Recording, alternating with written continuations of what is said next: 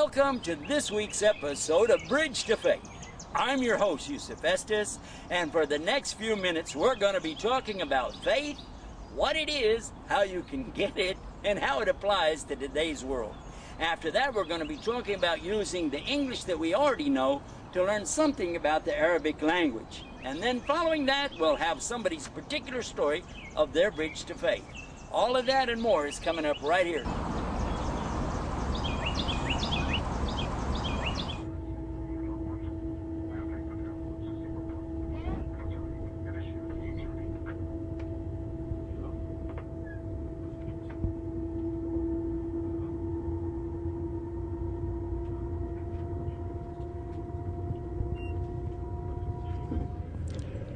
We've been talking about the subject of faith and what it is, how we understand it, and how we put it into practice today. One of the things to keep in mind is that as we go through our lives, it's like being on a journey. We're always going from point A to point B. And we really have gone through our life and we realize that you can't go back and change anything. There's a famous saying in Islam that tells us to be in this life as a traveler. And it makes sense. Don't try to pick up things that you can't take with you. For instance, we're on a train right now. We're on our way to Dusseldorf, here in Germany. If someone were to offer us, for instance, a free swimming pool, that sounds like a great idea, doesn't it? But where would you put it on a train? It wouldn't make any sense at all, would it?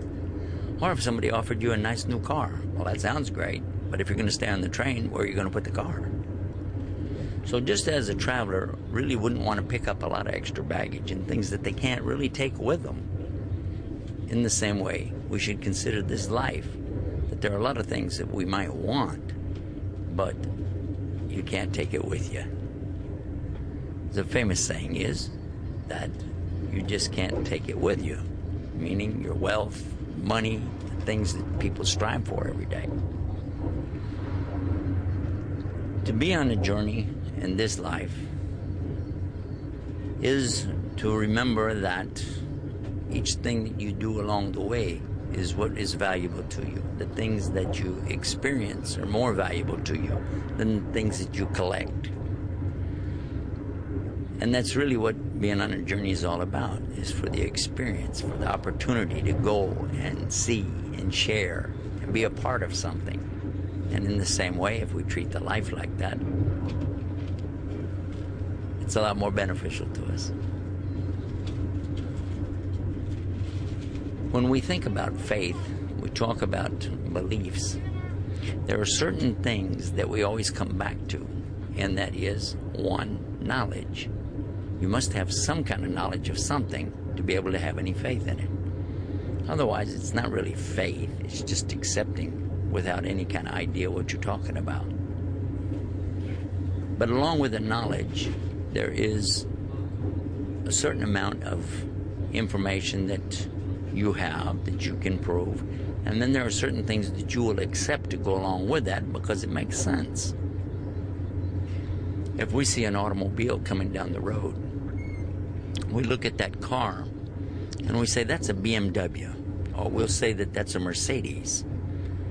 We'll say it's a Volkswagen, or maybe here in Germany they'll call it a Volkswagen. But we don't have to see the manufacturer of the car to know that it was manufactured. We can take that for granted. That goes along with it. We have that kind of faith that it's sitting here, it's got the emblems on it, it must be from that factory. Maybe we've never been in an automobile factory in our lives, but we still accept that there are automobile factories. In the same way that we look at the creation around us and we realize there must be a creator. If we see creation, there must be a creator. Some people might deny that and say, no, everything came about by chance, just by accident. There's no real plan behind it. If you would ask that same person where this came from, that came from, he would have all kinds of theories for you. But suppose we offered to him that this train made itself. Just one day, there was tracks that just showed up, and here's the train sitting on the tracks. He'd laugh you off the planet. He would never accept that. You say, well, you won't accept that a train track can build itself, that a train can make itself. But you accept that the whole universe could make itself. Another idea, suppose somebody told you that a tornado went through a junkyard. A tornado went through, picked all the metal up, threw it up into the air real fast. And then it all came down, and it's a brand new car with the motor running. You would never accept that idea. Yet how do you explain where everything came from? So there's some logic that goes along with the knowledge. We use our brain, and we begin to realize that there are some things we can observe and understand. There are some things which we can observe. Maybe we don't know everything about it, but we can assume logically that there is a creator of everything. And along with that, there would be a purpose. What would be the purpose of building a road and you're not going to have it go anywhere? What would be the purpose of having the railroad tracks and you don't have a train to go anywhere? It wouldn't make any sense. So this is how we would understand the faith. We're ready now to go to the portion of our program we call Arabic and English. We're going to be using the English to learn Arabic. And while we're doing that, by the way, make a note of our website for Arabic and English. It's called ArabicandEnglish.com.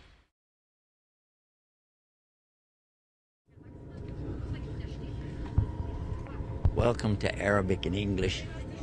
As we're traveling in our journey, I thought it would be interesting for us to talk about how to use our English to better understand, learn, and use the Lughat Arabiya. Some of the things that we have a difficulty when we're trying to learn another language is how to pronounce things. Well, here in Germany, for instance, they have a letter, it's a U, and it has 2 dots over it, and they say "u," like "u," you know? Like we're going to Dusseldorf. It has this U with the 2 dots. So somebody has to teach you how to pronounce it.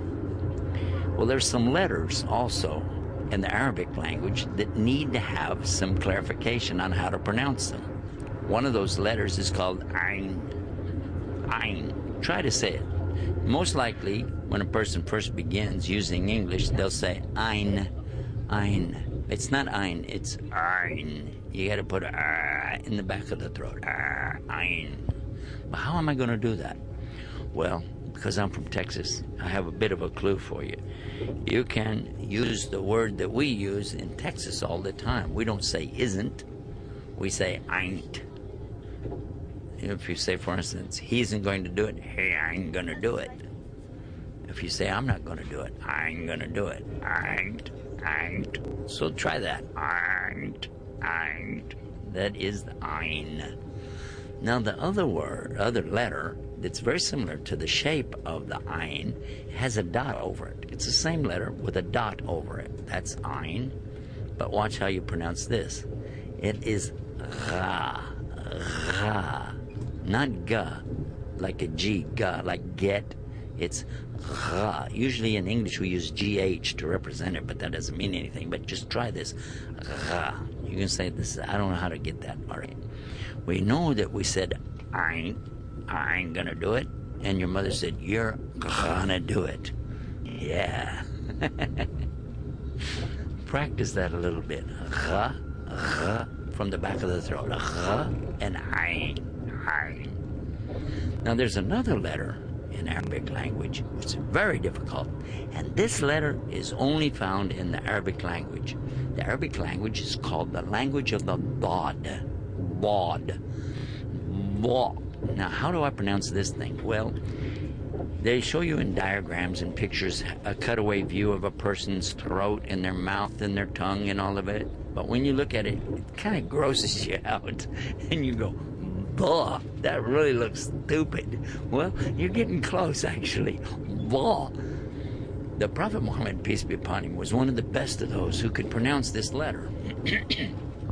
and he would put his tongue forward and touch the left side of his inside of the teeth.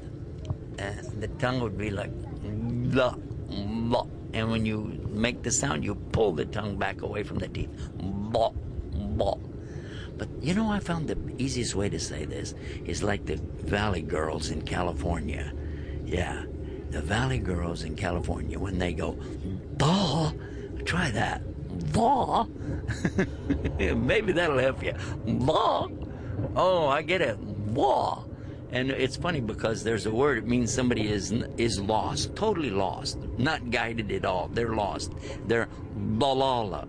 Duh, balala. Try that. Balala. Before I leave our subject today of Arabic and English, I'd like to share with you some words. There's a word, summit. Summit, not summit. Summit is the top of a mountain or something, is a summit, at the peak. But this word is samak. Samak. Say samak, okay? What is samak? Well, I'll give you a clue in English. A samak is for the stomach. The stomach, you put in the samak. What is samak? It must be food. Yes, it means fish. There's something fishy about this. Oh, yeah. It's samak for the stomach. Can you say samak? Ah, now, you learned a new word today. Pretty good, huh? Well, that's Arabic and English. Now back to our program, already in progress.